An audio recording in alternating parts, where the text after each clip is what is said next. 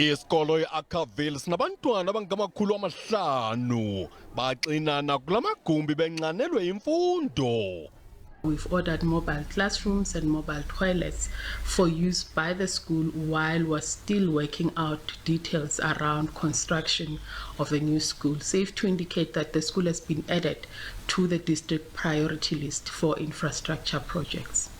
Abazali bathi abantwana babo sekuqenqeleke iminyaka benyamezele lemeko. Re swara gabotse bana ba rena ba tsenela sekolo ka mikhukhu e re gopela mmusho o ka re thusha wa re tlishetsa di-container.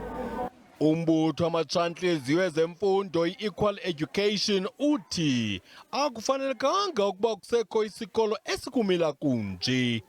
Iarcaville is made up of a bit of asbestos and zinc. So according to the norms and standards, it is illegal to have such a school in 2022. Ukususela kwityotyombe ukuya kwizindlu zangasese eziminxuma kumakhulukhulu abafundi base-Arcaville kusekude engqinibeni.